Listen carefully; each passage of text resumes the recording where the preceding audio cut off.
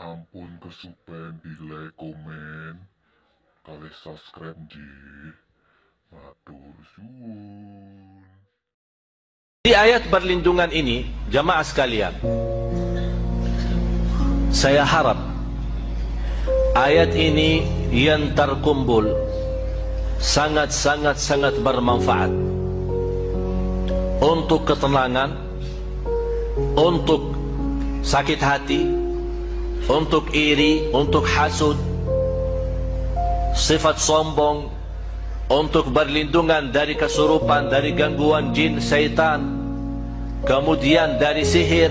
Kalau ada orang yang sakit hati mau bikin sesuatu supaya kita tidak lancar usaha, tidak lancar hidup kita, apa saja masalahnya, insya-Allah dengan berkat dan kekuatan ayat ini sangat luar biasa manfaatnya. Termasuk untuk penyakit-penyakit kita. Kalau ada yang sakit, biarpun penyakitnya itu sampai kanker, insya-Allah disembuhkan oleh Allah Subhanahu wa taala. Dan ini bukan pertama saya bagi.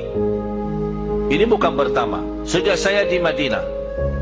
Sebenarnya Bapak Ibu, saya waktu dari Madinah, alhamdulillah dari usia saya 15, saya biasa meruqyah orang. Tahu ruqyah? Tapi sejak saya datang ke Indonesia, saya stop. Kenapa saya stop di Indonesia? Karena berlebih-lebihan. Nawaitu kita membacakan untuk orang, dengan izin Allah dia sembuh, tersebar cerita, oh Syekh Ali dari Madinah hebat. Itu gara-gara itu saya tidak mau. Tapi saya, supaya anda sekalian mendapatkan manfaat, saya membagikan semua, biar anda sendiri mengobati diri sendiri. Tidak usah tunggu siapa-siapa. Dan tidak usah bayar ke saya atau bayar ke siapapun. Anda bayar lillahi ta'ala sedekah saat anda baca doa ini atau baca ayat-ayat ini. Mulai dari suratul Fatihah. Dan saya berikan rahasia suratul Fatihah, termasuk anak kita. Bapak Ibu, kalau ada di antara kita yang punya anak, istilah bahasa kita nakal, susah, tidak bisa salat, tidak bisa rubah, tidak bisa menjadi baik. Saat dia tidur, boleh bapaknya atau ibunya membaca Al-Fatihah dekat telinganya berkali-kali. Berkali-kali dibacakan Al-Fatihah. Kalau bisa saat dia masih belum tidur, kita ajak sama-sama membaca Al-Fatihah tanpa batas. Berkali-kali sampai anda merasa sudah ngantuk atau sudah capek, sudah stop. Tidak ada batasnya. Itu subhanallah sangat luar biasa manfaat. Dan saya menajarkan keluarga termasuk anak saya, apapun sakitnya, dibacakan Al-Fatihah tanpa batas, sembuh. Tidak perlu insya-Allah ke dokter. Jadi jamaah sekalian, Al-Fatihah memang sangat luar biasa. Tapi mohon maaf, banyak yang suka memang baca Al-Fatihah, tapi belum memiliki keyakinan dan kekuatan dan barakahnya Al-Fatihah ini. Cukup dari nama Al-Fatihah untuk segala pembukaan, membuka semua masalah, membuka semua masalah. Selainkan suratul Fatihah, dari awal suratul Baqarah, kemudian ayat Al-Kursi, 3 ayat yang terakhir suratul Baqarah juga, dan ayat-ayat nanti insyaAllah semua akan dapat kopiannya. Tapi ada yang perlu saya jelasin. Bisa teruskan?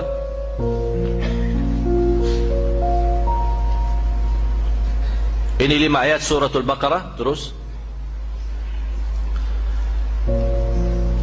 suratul Baqarah masih ayat 20. Termasuk ini ayat khusus untuk hasud. Tapi tidak bisa, istilahnya tidak bisa hanya mengambil satu-satu. Diusahakan dibawa ayatnya semua. Dan tidak harus setiap hari. Kalau anda melihat, terlalu banyak ayatnya, nanti membuat malas, tidak usah setiap hari. Dia bisa seminggu sekali, setiap 3 hari sekali. Artinya diusahakan rajin. Jangan sampai tertinggal lama tidak baca. Sudah jelas? Terus ini juga ini untuk untuk menolak hasudnya orang.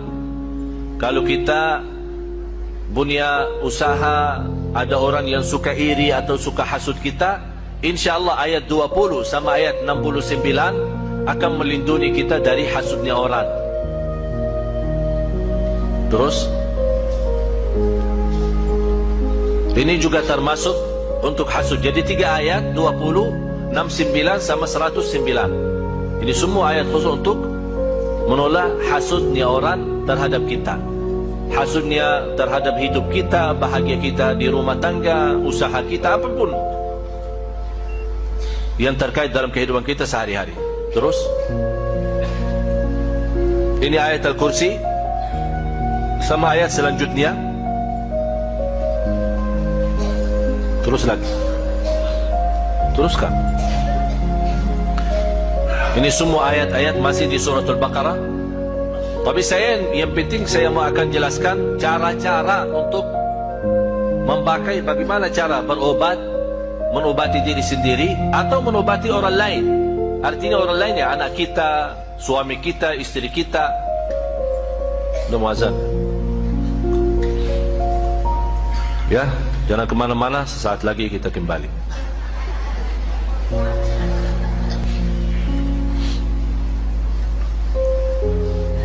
Alhamdulillah, Allahumma salli ala Sayyidina Muhammad wa ala ali Sayyidina Muhammad.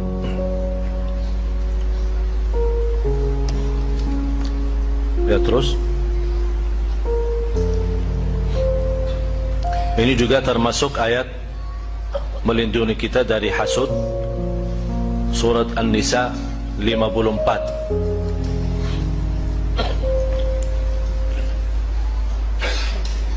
Ini juga termasuk suratul Hijr.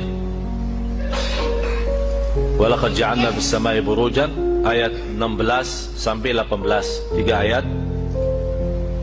Kalau angka pertama itu nomor surah.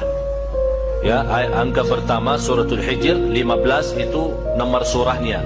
Surah 15 ayat 16 sampai dengan ayat 18. Kemudian dari surat Taha 23 ayat pertama, mulai dari ayat 1 sampai ayat 23. Ini sangat luar biasa manfaatnya bagi orang yang kena sihir. Orang pun yang belum kena sihir, mudah-mudahan dalam teruskan membaca ayat ini tidak akan bisa mengganggu dalam sihir. Terus ini masih surat Taha, surah 20 ayat 131.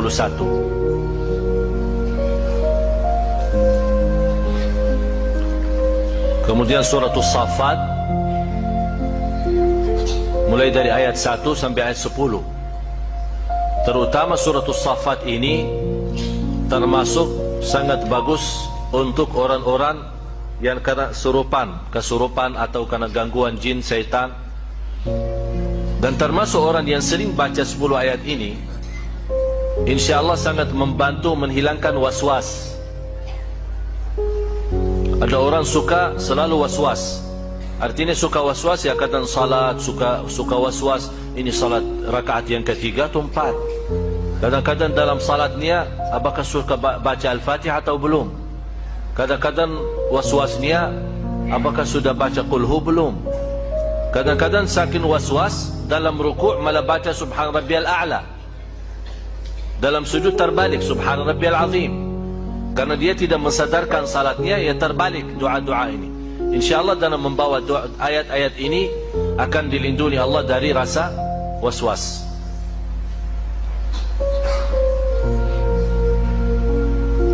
Terus surat Tabarak, terutama 14 ayat pertama, mulai dari ayat 1 sampai ayat 14. Kalau bisa teruskan saja sampai habis. Kenapa sampai habis? Karena 14 ini memang untuk melindungi kita dari godaan, termasuk godaan hawa nafsu, termasuk juga dari hasud, dari sakit hati orang, dari iri, dari sihir, dari gangguan jin syaitan.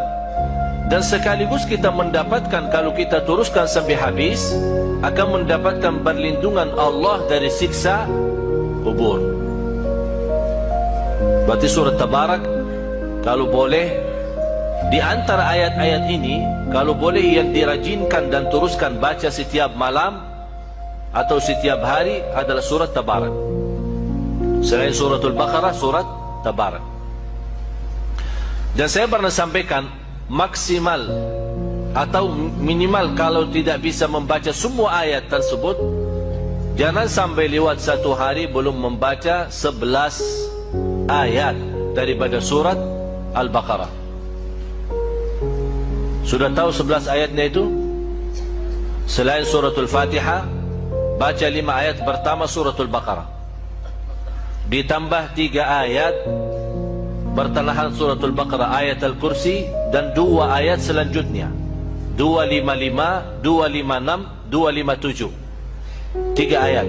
Dan ayat pertama 5 menjadi jumlah berapa? 8. 5 ayat pertama sama 3 ayat, 255, 256, 257, jadi 8. Kemudian 3 ayat yang terakhir suratul Baqarah, 284, 285, 286, menjadi jumlahnya 11. Ditambah habis 11 baca surat Tabarak. Ini yang 11 kalau boleh dijadikan wirid kita sehari-hari, jangan tertinggal. Untuk apapun, termasuk godaan batin kita, fikiran, waswas. InsyaAllah kalau anda 11 ayat terjaga dan setiap hari, Quran dari 1 minggu anda bisa hafal. Kalau sering dibawa, sering dibaca, malah saya yakin di antara bapak ibu ada yang sudah hafal. Ada yang hafal ayat Al-Kursi? Semua kan? Kenapa bisa hafal ayat Al-Kursi? Ya sering dibaca. Berarti ini salah satu cara mudah hafal Al-Quran, sering baca. Terus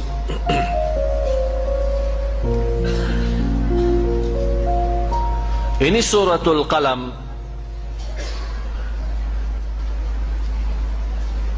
Nanti supaya saat anda baca ayat-ayat ini, suratul Qalam surah 68 ayat 51. Saat anda baca ayat-ayat ini, tolong buka nanti Al-Quran di rumah, baca terjemahannya, artinya. Kenapa? Supaya saat anda baca ayat ini, anda bisa mengerti maksud daripada ayat ini, memahami isinya, supaya anda saat baca merasa bagaimana berkahnya ayat dan kekuatan ayat ini untuk bermanfaat bagi kita, lahir maupun batin. Nah, terus Suratul Taubah, surah ke-9 ayat 14 sama 15 adalah wisata. Terus ini semua ayat yang saya jelaskan ini semua ada di kopiannya ya. Tinggal insyaAllah semua mudah-mudahan dapat. Terus ada yang sudah dapat? Di YouTube muru. Kayak ini ada sebagian dapat sana. Ya udah nanti. Ya nanti diatur habis salat insyaallah masing-masing dapat. Ada hampir 1000. Mudah-mudahan yang tidak dapat kali ini insyaallah jangan khawatir. Insyaallah kita hari Jumat subuh kita ketemu lagi, insyaallah dapat insyaallah. Mungkin ada yang bertanya, Ustadz, kalau melihat ruh orang yang telah meninggal dunia sebelum kita, bapak kita muncul di dalam mimpi, ibu kita muncul dalam mimpi, itu benar atau tidak? Ada ikhwan pernah tanya sama saya, ibu saya sudah meninggal Ustaz, terus saya mimpi, apakah itu betul-betul ruh dari ibu saya ataukah tidak? Nah, saya akan mencoba jawab. Boleh saya jawab ini? Sesungguhnya ketika Allah menyampaikan pada surat Az-Zumar 42, para ahli tafsir mengatakan sesungguhnya roh itu berada pada genggaman Allah dalam 2 kondisi. 1 ketika tidur, 2 ketika meninggal dunia. Jadi kalau orang meninggal dunia itu digenggam oleh Allah, makanya tidak ada ruh bergentayangan, itu tidak ada. Maka kemudian di sini kita mendapati ada 2 kondisi ruh itu dipegang sama Allah. Yang pertama ketika tidur, yang kedua ketika meninggal dunia. Imam Ibnu Katsir rahimahullahu taala, nanti dibuka tafsirnya. Maka kemudian berkata, sesungguhnya ada kondisi yang memungkinkan antara bertemunya ruh orang yang meninggal dengan ruh yang hidup. Kapan? Ketika mimpi. Itu ada. Jadi mereka bisa bertemu. Berdasarkan kepada dalil ini bahwasanya mereka bertemu pada mimpi. Kenapa? Allah menggandingkan kalimat Allah menggenggam ruh orang yang hidup ketika tidur dan ruh orang yang meninggal dunia. Bedanya, orang yang mati kalau meninggal dunia tetap digenggam dan tidak bisa balik. Makanya dinamakan barzakh. Antum tahu kenapa dinamakan barzakh? Surah Al-Mu'minun ayat yang ke-100 diterangkan, barzakh itu tembok yang tidak bisa ditembus. Itu namanya barzakh. Jadi tidak ada ruh itu kemudian balik ke rumah, tidak ada. Kenapa? Namanya barzakh, tidak bisa ditembus. Nah, ruh orang yang tidur dikembalikan ketika saatnya bangun. Antum dengar alarm, bangun, kencing, tidur lagi. Nah, itu kemudian dibangunkan itu. Maka kemudian itu ruh. Nah, para ulama lalu menerangkan ketika dalam kondisi tidur, disitulah kemudian kemungkinan untuk bertemu antara ruh orang yang meninggal dunia dengan ruh yang meninggal dunia dengan ruh yang masih hidup. Tetapi itu hanya di dalam mimpi. Tidak ada ruh kemudian jalan-jalan, itu tidak ada. Saya diikuti ibu saya, mana ada diikuti. Apalagi sampai kemudian pernah saya lihat video itu, ada orang mengatakan saya diikuti Rasulullah. Saya tuh bingung Pak dengar videonya. Saya nyetir ada Rasulullah di samping kiri saya. Saya tuh bingung dengar videonya. Sejak kapan Rasulullah itu ngikutin kita? Bukannya kita yang ngikutin Rasul, malah ini ngikutin Rasulullah, ngikutin kita. Ini gimana sih ini kayak gini nih? Tidak boleh kemudian kalau bicara di dalam agama kayak gitu. Maaf, ini saya harus luruskan. Ada orang ngaku Rasulullah ngikutin saya kemana-mana. Itu ketika saya dengar itu bingung kepala saya itu. Karena tidak mungkin lah Rasulullah itu ngikutin kita, itu tidak mungkin. Kita yang ngikutin Rasul, bukan kemudian Rasulullah ngikutin kita. Dan orang yang paling berhak untuk kemudian diikuti Nabi itu ya harusnya Abu Bakar, teman dan sahabatnya. Ya atau tidak Pak? Jangan bicara sesuatu yang sifatnya nanti akan menumbuhkan fanatisme buta kepada seseorang itu. Dan itu tidak benar. Sekarang mari kita kembali. Bagaimana kondisinya kalau ruh itu bertemu dalam mimpi? Kalau kita bermimpi ketemu dengan ruh orang yang telah meninggal dunia, maka pada hakikatnya itu adalah benar. Itu adalah benar. Makanya kemudian dikuatkan ini dalam satu riwayat yang sahih, bahwasanya pada satu peristiwa ketika habis pada zaman Abu Bakar radhiyallahu anhu, ada perang Yamamah. Ada salah satu sahabat yang bernama Thabit bin Qais ikut perang Yamamah. Tahu perang Yamamah? Perang antara para sahabat dan VS menghadapi Nabi palsu Musailamah al-Kadzdzab di sebuah tempat yang bernama Yamamah. Ada seorang sahabat itu, Thabit bin Qais itu mengikuti peperangan itu dan beliau gugur. Karena peperang Yamamah itu perang yang cukup menguras tenaga dan banyak sekali mengalirkan darah para sahabat dan para qurra' yang menghafalkan Quran. Termasuk yang gugur itu Thabit bin Qais. Thabit bin Qais itu meninggal dunia. Maka setelah beberapa hari Thabit bin Qais itu meninggal dunia, dikuburkan, maka kemudian ada seorang sahabat itu didatangi oleh Thabit bin Qais dalam mimpi. Lalu Thabit bin Qais itu berkata kepada sahabat itu, aku ini ketika kemarin ikut dalam jihad Yamamah, aku memakai baju besi yang bagus, harganya mahal. Dan ketika aku meninggal, maka kemudian ada yang mengambil baju besiku, mencurinya, lalu kemudian membawanya ke rumah dan ditaruh di depan pintu rumahnya, lalu ditutupi dengan pelana kudanya. Rumahnya begini, sifatnya begini. Dan tolong jangan kamu anggap ini adalah mimpi biasa. Kemudian Thabit melanjutkan, saya juga kemudian mendapatkan ada orang yang hutang kepada saya, fulan bin fulan, fulan bin fulan. Dia hutang sama saya. Maka kemudian kamu nanti sampaikan kepada Abu Bakar supaya orang itu membayar hutangnya kepada saya, supaya kemudian bisa membayarkan utang saya, karena saya punya utang sama fulan dan fulan yang lainnya. Lalu kemudian sahabat itu bangun. Ketika sahabat itu bangun, dia sempat ragu, ini mimpi kok kelihatannya benar. Tapi dia menyampaikan kepada Khalid, Thabit bin Qais datang dalam mimpiku, lalu kemudian mengatakan begini dan begitu. Khalid bin Walid radhiyallahu anhu berkata, bagaimana sifat rumah yang diceritakan di dalam mimpi ini? Sifat rumahnya begini dan begini dan begini dan begini. Sama Khalid langsung beliau cari rumah itu, ketemu Pak rumahnya. Apalagi yang diceritakan, ada pelana kuda di depan rumahnya, ada pelana kudanya. dibuka dan ternyata betul ada baju besi di situ. Diambil, dikembalikan kepada Baitul Muslimin. Kemudian sahabat tadi akhirnya mantap mendatangi Abu Bakar dan berkata, Sabit bin Qais menemuiku di dalam mimpiku. Apa yang dikatakan Sabit? Kata Abu Bakar, dia katanya pernah meminjamkan uang kepada fulan dan belum dibayarkan, padahal dia punya utang sama yang lainnya. Kemudian sama Abu Bakar disuruh kurirnya untuk menemui orang yang disebutkan oleh Sabit di dalam mimpi sahabat tadi. Ketemu orangnya, ditanya, kamu punya utang sama Sabit bin Qais? Iya. Bayar utangnya, dia telah meninggal dunia. Dibayar utangnya. Kemudian setelah itu Abu Bakar dibayarkan kepada orang yang pernah dihutangi oleh Sabit bin Qais. Pernah kamu Sabit bin Qais utang sama kamu? Iya. Berapa? Segini dibayarkan. Sampai kemudian para ahli tafsir berkata, itulah wasiat orang yang meninggal dunia yang pertama kali dipenuhi sama orang yang hidup. Paham di sini? Ini hadisnya sahih. Hadisnya sahih. Berarti ini menjelaskan kepada kita bahwasanya kalau antum tiba-tiba ditinggalkan ibu antum beberapa tahun, tiba-tiba ngeliat ibu antum pakai daster, diam, nah itu benar. Kecuali kalau perintahnya bertentangan kitabullah dan sunnah, bunuh anakmu, nah itu tidak ada. Tidak ada. Tapi kalau kemudian itu dalam konteks bahwasanya itu adalah kemudian kita bermimpi dan melihat, maka sesungguhnya itu adalah benar. Itu saja yang diceritakan di dalam masalah ruh.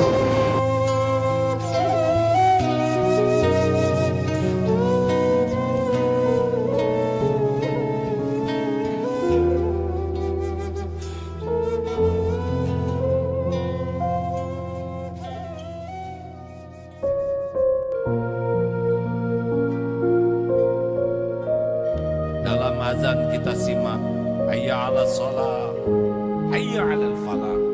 Kemenangan itu gerbangnya adalah sholat. Pertanyaan pertama di kubur adalah sholat. Tiangnya agama adalah sholat. Maka kalau kita dalam kesulitan, kepahitan, ingin dapat pertolongan, dan pertolongan itu hanya Allah yang punya, maka segera perbaiki sholat. Wasta'inu bis-sabri was-shalah, innallaha ma'as sabirin. Yang pertama diperbaiki adalah sholat fardu. 17 rakaat fardu usahakan tepat pada waktu, berjamaah di masjid. Sholat tepat waktu adalah amalan yang paling disukai Allah Subhanahu wa ta'ala. Ya Rasul, amal apakah yang paling disukai Allah? As-sholatu ala waktiha, sholat tepat pada waktunya. Baru birrul walidain, berbuat baik kepada orang tua. Sesudah itu al-jihadu fi sabilillah, jihad fi sabilillah. Kita diundang oleh orang yang kita anggap penting, pasti tidak mau terlambat. Diundang oleh yang menentukan, pasti tidak mau terlambat. Bagaimana mungkin kita terlambat sholat kepada yang maha menentukan nasib kita? Oleh karena itu, orang yang gemar memperlambat sholat itu menandakan dia kehilangan yang terpenting, yaitu pertolongan Allah. Masuk ke kunci ke lubangnya, tapi tidak diputar, pintu tidak terbuka. Masuk waktu sholat, tidak dilakukan, pertolongan Allah bisa tidak terbuka. Berjamaah mengapa? Karena berjamaah 27 kali lipat. Di masjid mengapa? Setiap langkah ke masjid menggugurkan dosa, mengangkat derajat. Sholat isya berjamaah separuh malam dianggap sholat terus menerus. Dan sholat subuh berjamaah sepanjang malam dianggap sholat terus menerus. Maka tidak usah aneh orang yang gemar sholat tepat waktu berjamaah di masjid, apalagi istiqomah isya subuh selain waktu lainnya, dia bagi orang yang tidak terputus sholat terus menerus, dia tidak terputus dari pertolongan Allah Subhanahu wa ta'ala. Laki-laki dipastikan sholat di masjid. Laki-laki yang jarang ke masjid mudah sekali memiliki sifat munafik. Siapapun yang jarang ke masjid jauh dari Allah. Bagaimana mungkin ada orang yang lari pagi bisa berkilometer, jalan ke masjid hanya 50 meter tidak sanggup. Ada yang jalan jogging puluhan kilometer sanggup, ke masjid hanya 20 meter tidak berdaya. Memang perjalanan terberat, terjauh adalah ke masjid. Pergi ke luar negeri, tidak semuanya sanggup menuju masjid. Memang masjid adalah kunci utama bagi orang-orang yang hidupnya ingin diberi ketenangan dan pertolongan. Jauh dari masjid, jarang sholat berjamaah, melambat-lambatkan sholat, berarti kita menzolimi diri sendiri. Hampir dapat dipastikan hidupnya tidak akan pernah memiliki ketenangan dan jauh dari pantai. Sholat lainnya adalah rawatib 10 rakaat. Qobla subuh, qobla duhur, ba'da duhur, ba'da maghrib, ba'da isya. Jangan tinggalkan. Qobla subuh, qobla duhur, ba'da duhur, ba'da maghrib, ba'da isya. Kalau masing-masing 2 sudah 10 rakaat. Kekurangan pada sholat fardu segera tutup. Keindahan, kecintaan Allah datang bagi orang yang senang mengamalkan yang sunnah, sesudah bersegera bagi yang fardu.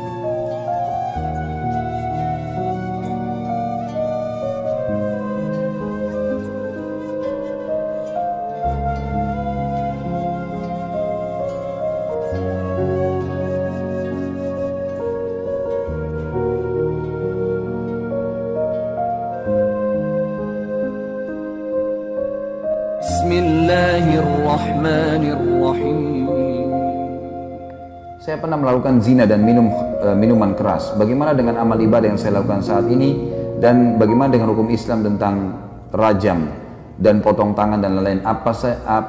Apakah saya masih bisa berharap surganya Allah? Mohon nasihatnya Ustaz. Pertama sekali, hukum dalam Islam kisos. Potong tangan, dipenggal lehernya, potong tangan kalau mencuri, dipenggal kalau membunuh, dirajam kalau berzina. Ini berlaku bagi orang yang kepergok. Berlaku bagi orang yang kepergok. Tidak berlaku bagi orang yang antum pernah berzina 5 tahun lalu, sekarang sudah taubat. Lalu antum datang kepada seorang ustaz atau kiai, saya sudah berzina, rajam saya. Bukan begitu. Makanya hadis Bukhari yang menjelaskan, seorang wanita pernah datang kepada Nabi SAW dan berkata, ya Rasulullah, saya sudah berzina dan saya hamil dari zina. Dia buat pengakuan. Apa kata Nabi SAW? Kau lagi hamil, pulanglah, melahirkan anak itu. Karena anak itu nggak ada salahnya. Apa kata ulama hadis? Yang dimaksud oleh baginda Nabi SAW, pulang taubat. Jangan kau kesini. Kalau tidak kepergok, udahlah, taubat, lindungi, kau berlindung di bawah naungannya Allah.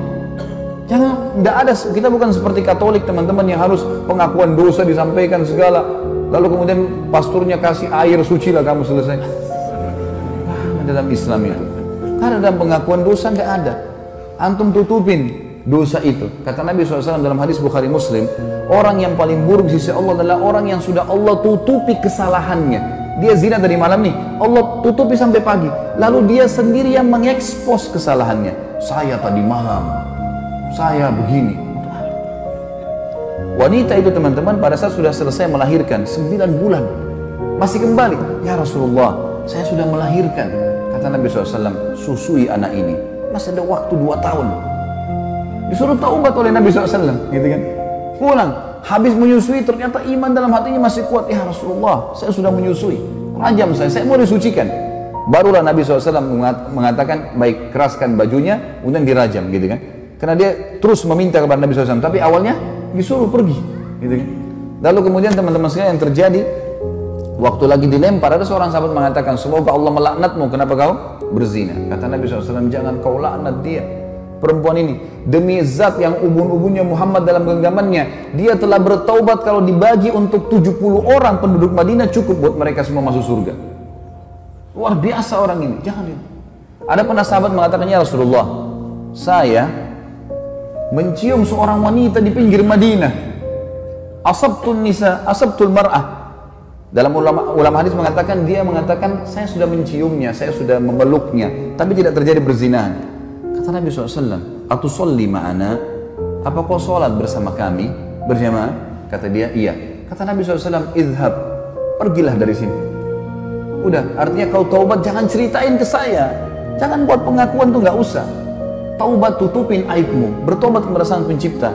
Karena yang kepergok ditangkap lagi zina, itu kena hukum. Kepergok lagi mencuri kena hukum, gitu. Pernah ada sahabat datang mengatakan, ya Rasulullah, saya berzina, dalam hadis Bukhari semua ini. Kata Nabi SAW sambil, ini orang lagi berhadap begini, Nabi SAW alihkan ke sana. Mungkin kau hanya menciumnya. Nabi SAW alihkan dia. Mungkin kau, jangan datang ngaku sini, pergi sana taubat, gitu loh. Kata Nabi SAW, mungkin kau hanya menciumnya. Dia datang ke sini, ya Rasulullah, saya telah berzina. Nabi SAW alihkan lagi sini, mungkin kau hanya memeluknya sambil tidak melihat wajahnya orang ini. Dia datang lagi, ya Rasulullah, saya sudah berzina. Nabi SAW balik lagi ke arah kiri, mungkin kau hanya begini dan begitu. Dia datang, ya Rasulullah, saya meletakkan kemaluan saya di kemaluannya, saya sudah berzina, rajam saya.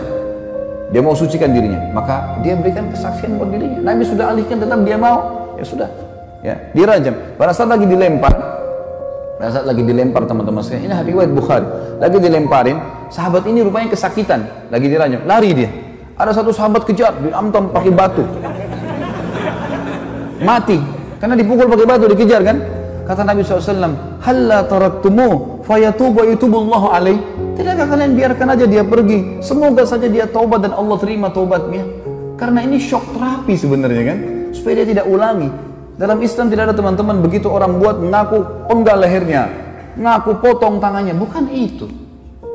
Ini memang Allah mengatakan, a'udzubillahi walakum fil qisasi hayatun ya ulil albab. Dalam kisas itu ada kemakmuran hidup bagi orang-orang yang berakal, dan ini bagi orang yang seperti saya jelaskan tadi, teman-teman yang kepergok. Kalau orang sudah taubat, antum melakukan dosa sudah taubat, sudah antara antum dengan Allah, jangan ceritakan. Dan ulama masuk dalam bab masalah menikah, tidak dibenarkan seorang laki-laki bertanya pada istrinya atau istri bertanya pada suaminya, sebelum nikah kau pernah berzina nggak? Ini nggak boleh ditanyain dan tidak boleh dijawab. Yang ditanya nggak boleh jawab. Untuk apa? Baik kalau dia bilang iya saya pernah zina, hah? Gimana? Untuk apa nanya? Sekarang depan mata saya ini istri saya, ini suami saya, selesai. Yang saya tahu zahirnya adalah orang yang baik. Itu hukum kita. Jangan korek-korek yang kita tidak tahu, nggak usah. Nggak perlu. Nggak usah periksa-periksa HP. Ngambil tugasnya malaikat. Lah iya, Allah titip malaikat kiri kanan nggak? Yakin nggak dengan itu? Apa fungsinya? Kiraman katibin, kata Allah. Tugasnya nulis, ngontrol suami kita di mana, istri kita di mana, dia yang nulis. Dan tidak ada luput, tidak ada yang luput dari penglihatan Allah SWT. Tidak ada dosa yang luput. Jangan repot-repot kita yang sibuk hubungi siapa, bicara sama siapa, habis umur untuk itu. Saya bilang sama istri saya nggak akan periksa HP-mu. Urusan kamu dengan Allah. Saya cuma ingatkan, tapi sesuatu yang salah depan mata saya luruskan. Dan saya tentram hidup dengan cara seperti itu, gitu kan? Gak usah repot-repot, ada urusan sama Allah, kita selalu ingatkan kepada Allah SWT. Ini gak usah repot-repot, ini sekretaris dua ini luar biasa, gak tidur, gak capek. Ma yalfidhu min qaulin, kata Allah, tidak ada satu kalimat yang terlewat illa ladaihi raqibun, kecuali dirakib, dikontrol, diawasi, dicatat semua. Jadi nggak ada sesuatu yang membuat harusnya kita melampaui batas, teman-teman sekalian. Jadi seperti itulah hukum syar'i, ya.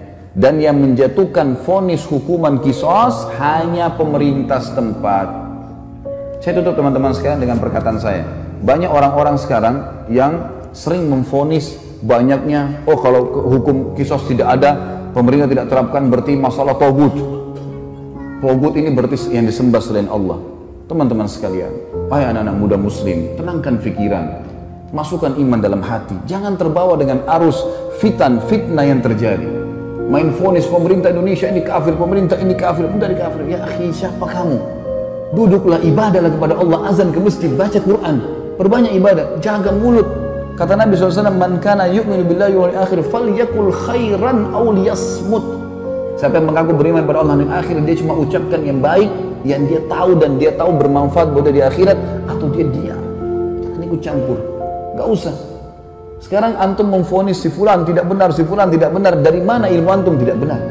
Indonesia ini bukan negara Islam. Tapi teman-teman sekalian, berapa presiden kita? 5 atau 6 sebelumnya yang sampai sekarang Muslim atau bukan?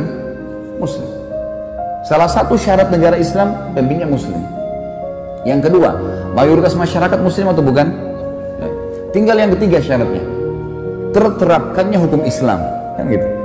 Baik, pertanyaan di Indonesia, apakah hukum Islam sudah diterapkan? Hah? Sudah, akhi, sebagian belum.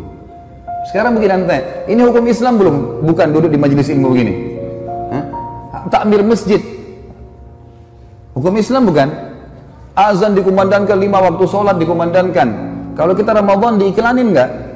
Baik, kalau kita pergi haji, jemaah haji pergi nggak? Pemerintah buat nggak program haji? Puasa Ramadan, zakat, ada badan zakat nasional, kita bebas. Antum sekarang buat yayasan, kumpulin zakat, sedekahkan, buka rumah anak yatim, buka pesantren. Kita punya pengajian agama, antum nikah dengan cara Islam bukan? Baik, antum cerai, ada majelis ulama nggak di Indonesia? Teman-teman sekalian, yang belum diterapkan di Indonesia apa? Pencuri potong tangan, ya? Orang berzina dirajam. Ini bagian daripada syariat, bagian, bukan totalitas syariat di situ. Harus kita tenangkan pikiran dan hati kita, teman-teman. Jangan terbawa cuma emosional dan ilmunya kurang, akhirnya kemana-mana nih, gitu kan? Ban mobil kita kalau bannya lagi kempes, tambah angin saja, jalan. Kita enggak, kempes, buang semua mobilnya. Lah iya, langsung menfonis. Teman-teman, manusia semua bisa berbuat salah, punya kekurangan, gitu kan? Tetapi kita mendoakan. Yang saya lihat adalah kita di Saudi misal contoh ya, saya karena pernah tinggal di sana, saya melihat di setiap mimbar hari Jumat, semua khatibnya pasti mendoakan agar pemimpin mereka dapat hidayah. Bayangkan kalau kita punya, saya dapat data teman-teman di Jakarta Selatan saja, kita punya 2.200 masjid dan musola. 2.200 masjid dan musola. Ini mungkin sejumlah dengan masjid di negara-negara muslim yang lain yang kecil. Ini baru Jakarta Selatan, kita punya 5 wilayah Jakarta. Ada pusat, ada barat, ada utara, ada timur, ada selatan. Ini kalau 2.000 aja setiap wilayah, kita punya 10.000 masjid. Bagaimana kalau seluruh Indonesia? Bagaimana kalau semua orang ini, ya, kalau 10.000 masjid teman-teman berarti ada 10.000 khatib, ya. Kalau kita punya misal seluruh Indonesia anggaplah 5.000, 100.000 masjid, semuanya mendoakan, ya Allah berikan hidayah pemimpin kami, ya Allah berikan mereka menerapkan Al-Quran dan Sunnah, ya Allah. Terus kita doakan kebaikan. Masa dari sekian ratus ribu orang mukmin berdoa tidak diterima sama Allah? Daripada kita main vonis, kita main salahkan, comot sana, ganti sini, vonis ini, kehidupan apa ini gitu? Coba kembali kepada ilmu yang benar teman-teman. Sekali lagi saya mengajak anak muda muslim untuk tenangkan pikiran, jangan terbawa arus, tenangkan hati teman-teman, nuntut ilmu, perbanyak ibadah buat antum sendiri. Mati kalau datang kita nggak bisa lepas, nggak harus antum tua dulu baru meninggal dunia. Maka sibukkan pada hal yang bermanfaat. Allahu a'lam. Ini tentu saja saya tutup teman-teman sekalian dengan kalimat saya bukan menggurui, saya tidak pernah menyebutkan nama orang, alhamdulillah di majelis saya tidak mau memvonis siapapun salah, tapi kita kembali kepada wahyu Allah subhanahu wa ta'ala sesuai dengan pemahaman para sahabat. Ini adalah hal yang paling tepat. Coba antum kembalikan kepada ini, maka hati kita akan tenang. Oh ternyata Ibnu Abbas, oh ternyata si fulan, oh ternyata si fulan. Ini yang insya Allah akan sudah cukup buat kita. Allahu a'lam. Mohon dimaafkan kalau ada salah tentunya, dan juga kalau ada benar pasti dari Allah. Kita berdoa kepada Allah Sang Pencipta agar seluruh amal yang pernah kita kerjakan diterima olehnya dengan kemahamurahannya, dan semoga saja semua dosa yang pernah kita kerjakan dimaafkan dan diganti pahala. Juga sisa umur kita semoga diberkahi di harta, di keluarga, di umur, dan juga pekerjaan, serta puncaknya kita diberikan oleh Allah Sang Pencipta masuk surga tanpa hisab. Dan tentu kita berharap ya Allah surga Firdausmu yang maha luas dan juga yang maha sempurna. Ya Allah, kami mohon kepadamu agar Engkau menolong saudara-saudara kami di Palestina, di Syria, di Yaman, di Irak, di Myanmar, dimanapun mereka berada yang sedang tertindas. Ikhlaskan niat mereka, terima para syuhada mereka, muliakan Islam di tangan mereka dan tangan kami semua, serta partisipasikan kami bersama mereka di pahala baik dengan doa, dengan harta, juga dengan jiwa kami. Dan semoga dengan kemahamurahan-Mu ya Allah, yang kami yakin Engkau sedang melihat kami sekarang, dan juga malaikat-Mu sedang menghadiri majelis ilmu ini, agar Engkau menyatukan kami semua di surga Firdaus-Mu tanpa hisab, di mana Engkau satukan kami di majelis ilmu yang mulia ini. Tentu selanjutnya teman-teman sekalian kita berdoa, kita berharap agar Allah Subhanahu wa taala sekali lagi mengikhlaskan niat kita, menjadikan majelis ilmu ini sebagai ilmu yang bermanfaat, dan saya memohon ampun bila ada sesuatu yang salah kepada Allah Sang Pencipta, dan juga untuk saudara kita semua hadir di sini, dan kedua orang tua kita dan seluruh muslimin dan muslimat, agar semuanya dimaafkan kesalahan-kesalahannya. Subhanakallahumma wa bihamdika, asyhadu an la ilaha illallah, astaghfirullah wa atubu ilaih. Wassalamualaikum warahmatullahi wabarakatuh. Banyak orang tidak mau puasa Syawal. Kenapa? Entah apa alasannya. Padahal hadisnya mulia. Hadis riwayat Imam Bukhari Muslim, kata Nabi SAW, man sama Ramadhan thumma atba'u sittan min Syawal kana kasawmad dahr. Siapa yang berpuasa sebulan penuh Ramadan kemudian diikuti 6 hari saja. Garis bawahi kata-kata saja ini. Dari bulan Syawal pahalanya sama dengan setahun. Setahun ada 365 hari. Bayangkan teman-teman sekalian kalau kita disuruh puasa 365 hari. Berat atau ringan? Berat. Ramadan aja kemarin 30 hari bobotnya luar biasa. Bagaimana kalau 365 hari? Untuk ngejar pahala setahun. Tapi Allah, Sang Maha Pemurah dan Maha Tinggi, memudahkan buat kita. Hanya disabdakan oleh baginda Nabi SAW utusannya, siapa yang puasa Ramadan sebulan penuh, sudah rame-rame seluruh dunia ikutin. Kita ke Afrika, kita ke Amerika, kita ke Saudi, semua muslim puasa. Rame-rame kerjain, sudah terbiasa jiwa ragahnya. Sekarang kata Allah, ikutin saja 6 hari dari bulan Syawal, saya kasih pahala 365 hari puasa. Seperti non-stop. Kalau teman-teman kerja di kantor, atasannya bilang, siapapun di antara staf saya di sini bekerja Januari on time semuanya 31 hari atau 30 hari full, tambah 6 hari bulan Februari. Jadi 5 pekan saja dia kerja. Saya kasih gajinya cash 1 tahun. Kalau gajinya 5 juta per bulan, berarti 60 juta dikasih cash dengan 5 pekan bekerja. Kira-kira bagaimana kinerjanya para staf itu? Pasti mereka akan lembur, semangat. 5 minggu kerja, gaji setahun. Itu rasionalnya. Jadi kadang-kadang kalau dicontohin ke duit cepat difahami gitu ya. Seperti itulah sebenarnya. Terlebih lagi puasa Syawal bisa dicicil. 2 hari pekan ini, 2 hari pekan depan, dan seterusnya. Bisa digabung dengan Senin Kamis. Bisa digabung dengan puasa Ayyamul Bid, karena ibadah sunnah boleh digabung niatnya. Kita bisa bayar semuanya sebenarnya.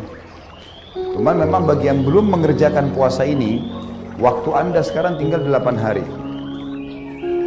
Hari ini tepatnya tanggal 22 Syawal kalau tidak salah. Berarti kita tinggal punya sekitar 8 hari atau 7 hari saja dari sekarang. Sudah tidak ada waktu lagi. Tapi jangan disia-siakan. Setiap datang waswas syaitan menghalangi kita puasa, tepis. Dan semua syubhatnya orang tidak puasa sudah terbayarkan pada Ramadan.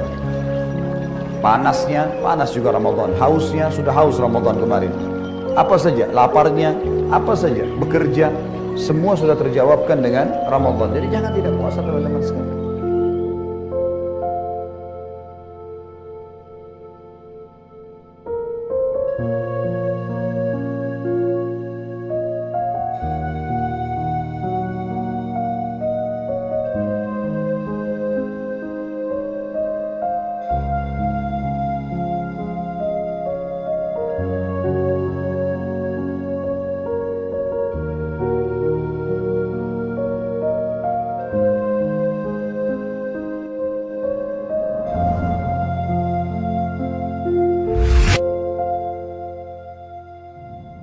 Ada kultum saya khusus kalimat curhatlah dengan Tuhanmu, itu dari di YouTube. Itu kalau antum dengar sekitar mungkin 10-12 menit. Saya banyak titik beratkan masalah itu. Jadi banyak bagaimana perasaan kita ikhwah dan akhwat sekalian pada saat kita sedang punya masalah. Kemudian kita sampaikan kepada seseorang, orang itu sangat bijaksana, dewasa, jawabannya enak, orangnya amanah. Lalu pada saat dia kasih kita jawaban, kita merasa dapat solusi. Kira-kira bagaimana perasaan antum? Senang dengan orang itu. Baik, setiap punya masalah kembali nggak ke orang yang sama? Kembali. Nah, orang mukmin tahu bahwasanya sebaik-baik tempat untuk curhat itu bukan manusia, Allah Azza wa Jalla. Para ulama salaf kita itu selalu kembali kepada Allah Subhanahu wa taala. Apa saja. Pernah saya sebutkan riwayat Bukhari menjelaskan bahwasanya para sahabat itu kalau sendal mereka putus, mereka mengangkat tangan ke langit mengatakan, "Ya Allah, sendal saya putus, gantikanlah." Pada saat mereka lapar, ya Allah lapar, berikanlah makan. Memang Allah nggak lemparin sendal dari langit, Allah nggak bakal lemparin makanan dari langit. Tapi jawaban doa datang dalam bentuk sinyal. Antum bilang, ya Allah sembuhin saya, Allah nggak lemparin obat dari langit. Tapi Allah nanti akan memberikan jalan keluar. Antum bisa konsultasi sama dokter, cocok konsultasinya, resepnya cocok, sembuh. Allah jadikan dokter dan obat itu perantara atau penyebab antum jadi sembuh, gitu kan? Ada orang yang antum ngobrol, tiba-tiba diberikan solusi, jalan keluar oleh Allah Subhanahu Wa Taala. Maka kita dengan sendirinya bisa, ya, menghilangkan rasa lapar kita karena diajak makan oleh dia. Dan begitu banyak jalan keluar dari Allah Subhanahu Wa Taala. Cuma memang yang harus diketahui ada beberapa syarat doa. Yang pertama ikhlas. Ya, ini wajib ikhlas dalam semua ibadah. Kalau orang tidak ikhlas hanya karena mau dipuji oleh orang, hanya karena rutinitas, sebuah kebetulan gitu kan saja, teman-temannya berdoa dia juga ikut berdoa, maka beda dengan orang yang mengkhususkan doa ikhlas kepada Allah Subhanahu Wa Taala. Yang kedua, dia harus berdoa dengan Allah Subhanahu Wa Taala, ya, tidak meminta sesuatu yang haram. Sebagaimana sabda Nabi SAW, doa yang diikuti dengan sesuatu atau permintaan yang haram tidak akan dijawab oleh Allah. Yang ketiga, berdoa dengan Allah sementara dia yakin. Kata Nabi SAW dalam hadis Bukhari, berdoalah kalian dengan Tuhan kalian muqinuna bil ijabah. Harus yakin Allah akan berikan ijabah. Ya, karena Allah tidak akan menerima doa, innallaha la yaqbalu doa min qalbin ghafil. Allah tidak akan terima doa dari hati yang lalai. Jadi harus diikuti dengan keyakinan. Yang keempat, menjauhi sumber-sumber haram, baik itu makanan, minuman, pakaian. Sebagaimana hadis yang sudah masyhur, Nabi SAW bersabda, seseorang rambutnya kotor, bajunya kotor, berantakan, gak punya alas kaki, berdoa ya Allah kasih, bagaimana Allah kasih makanan, minuman, pakaiannya haram, gitu kan? Kemudian yang kelima, tidak istijal dalam ijabah, tidak buru-buru. Kata Nabi SAW, yustajabu li ahadikum malam ya'jal. Pasti Allah kasih jawaban doa seseorang antara kalian selama dia tidak tergesa-gesa. Kata para sahabat, wa kaifa ya'jal ya Rasulullah, bagaimana cirinya orang yang tergesa-gesa? Kata Nabi SAW, yaqulu da'autu wa lam yustajabu li fatarakat doa.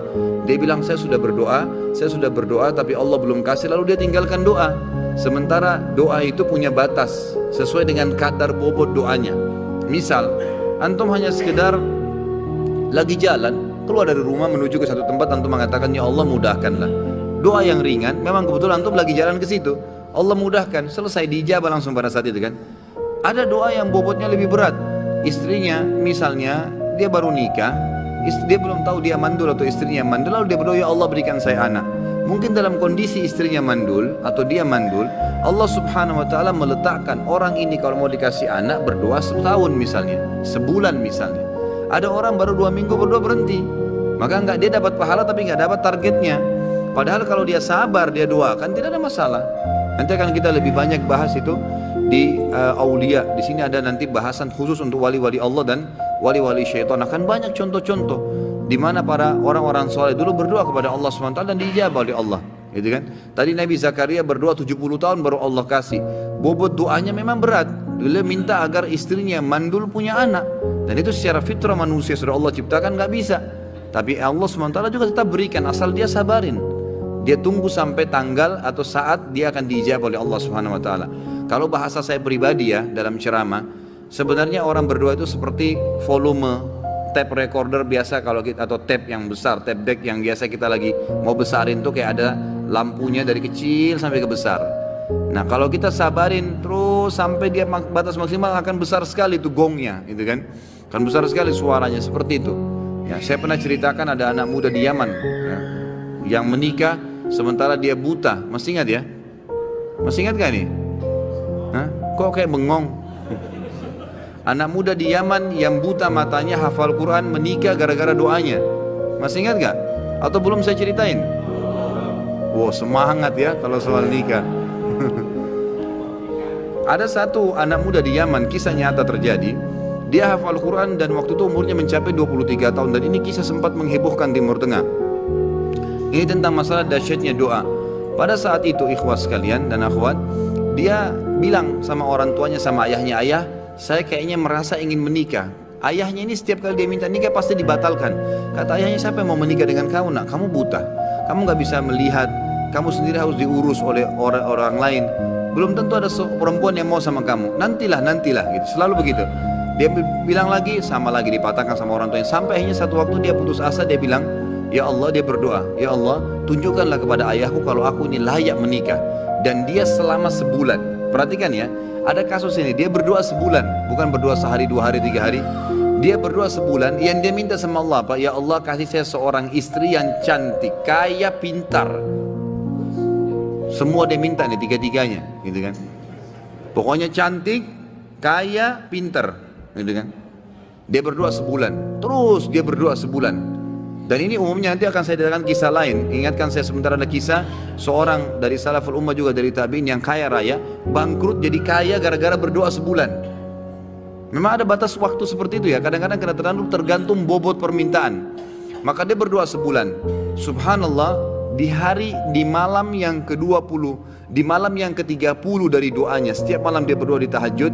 Artinya pas hari 29 dia berdoa. Karena memang Nabi SAW menekankan 1 bulan itu 29 hari, gitu kan. Makanya Hijriah kebanyakan 29 hari. Maka dia mimpi, ada suara yang dia dengar dalam mimpinya, wahai fulan, Allah telah ijabah doamu dan jodohmu adalah si fulana, disebut namanya, tapi dalam kisah ini tidak disebut namanya. Ya, si fulana yang tinggal di kampung sebelah, nama ayahnya fulan, gitu kan. Dia bangun, besok dia ketemu sama ayahnya, dia bilang, ayah, di kampung sebelah ini ada namanya kampung ini enggak? Ini di Yaman terjadi ya. Ayahnya bilang ada. Ada si anaknya yang buta ini, ada enggak seorang di sana laki-laki bernama fulan, namanya ayah perempuan ini? Ayahnya bilang ada, dan itu tokoh masyarakat di sana. Baik, ada enggak anaknya perempuan bernama fulana? Kata ayahnya ada. Kata si buta ini, lamarin buat saya. Kata ayahnya, ini kau sudah gila. Sedangkan minta orang yang biasa saja belum tentu diterima, apalagi minta anak pejabat kaya, dan itu terkenal cantik, terkenal kisahnya banyak nolak laki-laki. Orang antri di rumahnya ngelamar. Ya biasa orang punya kelebihan biasa begitu kan. Baik, intinya adalah dia bilang, ayah tapi saya mimpi. Diceritain mimpinya. Waktu diceritain mimpinya, ayahnya juga tersentuh. Tapi ayahnya bilang, baiklah kita ke sana, tapi ini mempertaruhkan nama keluarga. Bisa diterima bisa tidak, gitu kan. Pergi ke sana. Tiba di kampung sebelah, ringkas cerita, ngobrol lah, disambut oleh tuan rumahnya, lalu ngobrol-ngobrol secara umum, kami dari sini, terakhir menyampaikan hajatnya. Ini anak saya, orangnya buta, tapi dia hafal Quran. Orang yang soleh, tinggal di rumah tapi tidak ada pekerjaan gitu. Dan dia meminta terus terang kepada saya, agar melamar anak anda. Tahu apa yang terjadi ikhwah? Ayahnya perempuan, tanpa nanya banyak kepada anak laki-laki, mengatakan saya terima lamarannya. Ditanya sama ayahnya si laki-laki ini, sama si laki-laki juga, ayahnya terutama yang tanya, kok kenapa anda langsung menerima, belum tanya anak saya, belum tanya kegiatan sehari-harinya apa? Nah, kata ayahnya ini, yang calon mertuanya, saya tadi malam mimpi mendengarkan suara bahwasanya besok akan datang seseorang bernama fulan dari kampung sebelah, buta matanya, hafal Quran, terima lamarannya. Mimpi nih, kan itu. Tapi sebulan berdoa, antum baru 2 minggu sudah kempes, gitu. Makanya nggak dapat, gitu kan. Kemudian kata ayahnya, saya terima lamarannya, tapi saya belum bicara sama anak perempuan saya. Ini luar biasa kisahnya. Dia bilang, saya tanya dulu anak perempuan saya, kalau dia terima alhamdulillah, kalau enggak berarti tidak. Saya mohon maaf. Dia masuk ke dalam bicara sama anaknya. Ini cerita ayah perempuan bicara sama anak perempuannya. Dia bilang, nak, ada orang dari kampung sebelah, orang baik, dipuji-puji dulu. Hafal Quran tapi buta matanya, ingin melamar kamu nak, namanya si fulan. Kaget si ayahnya perempuan, lalu perempuan bilang, saya terima lamarannya ayah. Selama ini nolak terus ini. Orang datang bolak-balik, yang sudah gagah, yang sudah kaya, yang pintar, ditolak semua. Anak perempuan tidak mau. Langsung kata ayahnya, kok bisa, kau belum lihat dia nak, dia buta. Dia bilang, enggak ayah, tadi malam saya mimpi bahwasanya besok akan datang jodohmu laki-laki bernama fulan dari kampung sebelah, matanya buta tapi hafal Quran, terima lamarannya, dia akan membahagiakan kamu. Caranya Allah subhanahu wa ta'ala.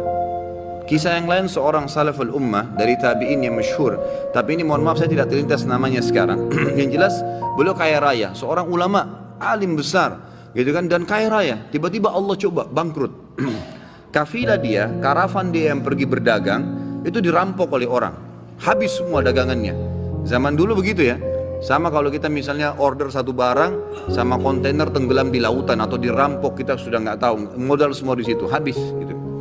Maka yang terjadi ikhwah-ikhwat sekalian, orang ini akhirnya dalam kisah ini dikatakan setiap hari pindah-pindah masjid, minta-minta sama orang. Ini orang kaya raya, nggak ada lagi kehidupannya, dia gimana, cuma minta diberikan makanan dia makan gitu. Berjalanlah 2 bulan dari kejadian kasus dia ini.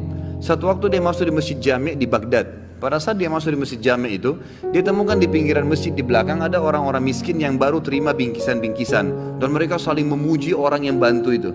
Dia pun datang mengatakan, setelah berikan salam, kalian dapat dari mana di bantuan?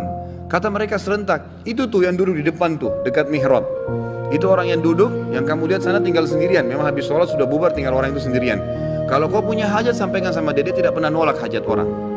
Kata orang soleh ini diceritakan dan dirinya, saya pun datang mendekati orang tersebut. Waktu saya dekat, saya temukan orang itu sedang mengangkat tangannya sambil menangis kepada Allah sambil berkata, ya Allah berkahi, ya Allah tambahin, ya Allah mudahin, terus begitu.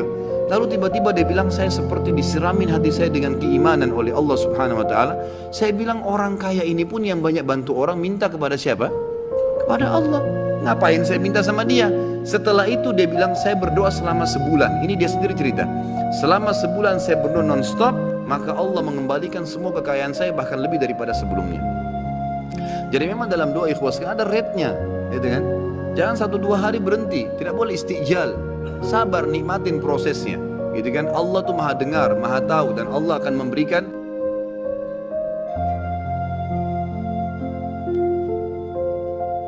Yang namanya sedekah itu akan menjadikan menolak bala dan akan menghentikan murka Allah Subhanahu Wa Taala. Sedekah, berbuat baik. Sampai takun nara, takutlah kau dengan api neraka walau bisyikki tamratin, biarpun hanya sepenggal, sebelah buah kurma. Artinya apa? Tidak boleh ada yang menyerah. Jangan sampai Anda menyerah dengan kefakiran Anda. Ada orang fakir lalu berkata, saya orang fakir, sehingga tidak pernah berpikir untuk bersedekah. Sampai dikatakan walau bisyikki tamratin, biarpun hanya sebelah. Yang punyanya cuma kurma satu, separuh dimakan, separuh disedekahkan ke orang. Punyanya hanya 100 ribu, 100 rupiah berikan. Jangan meremehkan. Dalam riwayat lain Imam Ahmad berkata, ada seorang ataitu Rasulullah, aku datang, ada seorang rombongan dari orang Badui datang kepada Nabi sallallahu alaihi wasallam. Kemudian berkata, ya Rasulullah, inna qaumun minal badiyati, kami orang dari kampung ya Rasulullah. Nah, maka ajarkan kepada kami syai'an yanfa'una bihi, sesuatu yang bermanfaat untuk. Jadi ada orang serombongan datang ke Rasulullah, ya Rasulullah, kami orang kampung, orang desa, orang pegunungan. Kami datang ke sini untuk minta ilmu darimu ya Rasulullah. Qala Nabi Muhammad la tahqirannal ma'rufa, jangan engkau meremehkan kebaikan sekecil apapun, syai'an walau antufriha, biarpun untuk engkau menuangkan dalwaka min dalwika, dari timbamu, min ina'il mustasqi, kepada wadahnya orang minta minum. Artinya apa? Biarpun hanya bisa memberikan segelas minum air buat seseorang. Mungkin Anda punya persiapan di rumah, kalau ada orang lewat ke sawah dan sebagainya, ada orang ini kalau dia tanya, Pak, ini ada air segelas nih, mangga. Biarpun segelas air, sepotong kurma, ini kitab roh, diajari cerdas. Jangan, nah ini bibit itu benih. Jangan sampai orang menyerah dengan kefakiran. Oh saya fakir, tidak bisa ngapa-ngapain, tidak punya apa-apa. Oh tidak, sebab jiwa dermawan itu akan muncul. Kalau jiwa dermawan kalau ada, maka akan muncul menjadi satu, akan hadir dalam satu perilaku lahir, biarpun hanya walau bisyikki tamratin, biarpun hanya dengan sepotong buah kurma, termasuk dengan air saja. Dia nggak bisa apa-apa, ngasih makan nggak bisa, akan dikasih air dan seterusnya. Ini pendidikan dari Nabi SAW. Jangan meremehkan kebaikan sesedikit apapun, sekecil apapun kebaikan, jangan sampai Anda remehkan. Kemudian di sisi lain ya, Nabi juga membuat wadah. Nabi tidak hanya sekedar mengajari orang sedekah-sedekahlah, akan tapi Nabi juga membuat wadah, menghadirkan wadah. Sesaat Nabi menyebut itu ada fakir miskin, sesaat itu ada ngajak jihad di jalan Allah, saat itu adalah membana lillahi masjid dan bangun masjid. Maka Nabi ternyata tidak hanya ada sedekah-sedekah, harus diarahkan sedekah itu kayak apa ya Rasulullah? Apa saja sih? Nabi berikan gambaran dalam bahasa kalau kita orang nangkep ikan, masang jaring yang banyak. Nabi menceritakan ini, mana yang suka kau? Mana yang mudah untukmu? Maka di majelis mulia ini kami pun juga memasang jaring yang banyak. Kami pamerkan jaring itu. Ada jaring kita bangun pondok pesantren di setiap kota target kita. Sekarang kita lagi bangun di Cirebon, di Usakin kita bangun, di Wanasaba kita bangun, di Al-Bajah 2 bangun, Al-Bajah 3 Tulungagung juga bangun, Al-Bajah 4 yang ada di Pontianak sekarang juga penyempurnaan, di Majalah Gajah, di Indramayu juga ada. Stasiun radio ini jaring. Yang tertarik minat untuk masuk jaring ini, masuk jaring ini. dengan jumlah yang gede-gede boleh. Kemudian kita ada program-program yang lainnya. Apa saja semampu Anda. Ada sekolah yang akan kita bangun, ada media-media radio. Di mana-mana kita buat media radio. Kita buat. Ada nanti ada infak center, itu sengaja kita buka untuk semuanya, dan sengaja kita tidak masuk rumahnya orang-orang biar semuanya kalau sedekah itu nyantai. Datang ke tempat ini ada infak, dan nanti ada manajemennya, ada yang ngatur semuanya. Jadi akan diarahkan yang jelas harta-harta uang-uang itu semuanya. Zakat sendiri jangan dimasukkan infak di sini. Zakat urusannya orang fakir. Memang kita buka infak kotak amal untuk zakat, tapi ini akan diarahkan kepada yang berhak, bukan untuk bangun pondok, bukan untuk dimakan oleh anak-anak gitu kan. Zakat. Tapi ini infak. Makanya infak kita bagi dua. Kita banyak muajar, kita selalu bicara dengan teman-teman, buka jaring sebanyak-banyaknya. Jangan sampai ada satu orang tidak masuk dalam kemuliaan ini, biarpun hanya dengan sepotong kurma. Ayo semuanya, yang kaya mungkin dengan kayaannya, tapi ada sebagian yang seperti kita ceritakan, ada orang membawa pengikat gede aja, uang receh seribuan sampai beratus. Itu dia ingin masuk surga dengan kepincangannya. Tidak boleh menyerah dengan kepincangannya. Anda tidak mampu, jangan mengatakan saya tidak mampu. Anda akan mampu semampu Anda. Allah tidak memaksa di atas kemampuan kita.